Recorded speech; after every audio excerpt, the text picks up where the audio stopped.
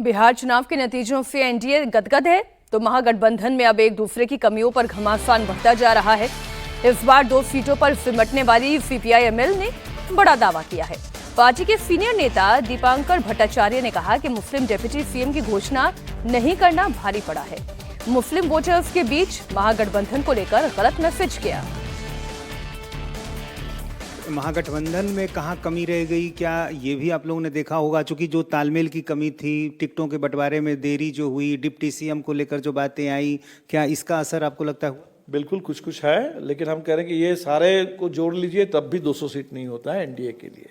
निश्चित तौर पर डिप्टी चीफ मिनिस्टर की घोषणा हुई और उस दिन साफ साफ ये बात सामने नहीं आ पाई कि आगे मुस्लिम डिप्टी चीफ मिनिस्टर के बारे में भी हम लोग सोच रहे हैं। ये बात उस दिन साफ नहीं आ पाई और इसके चलते आपने देखा होगा कि मुस्लिम कम्युनिटी का जो रिप्रेजेंटेशन का सवाल, वो इतना बड़ा सवाल रहा कि एमआईएम का इतना अच्छा प्रदर्शन हुआ। तो ये सारी बातें हैं अपनी जगह पर। एमआईएम गठबंधन की कोशिश कर रही थी, बातचीत करना चाह रही थी, लेकिन वो कोशिश नहीं हुई पूरी।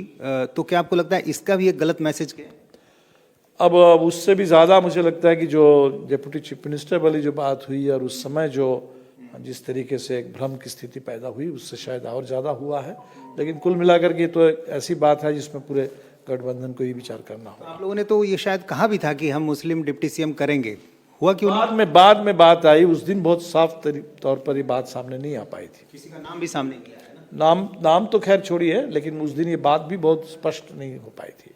नीतीश कुमार को लेकर जो चर्चाएं पहले से हो रही थी, कहा जा रहा था कि उनकी उम्र हो गई है, फिट नहीं है, विजन नहीं है उनके पास, अचेत हो गए हैं।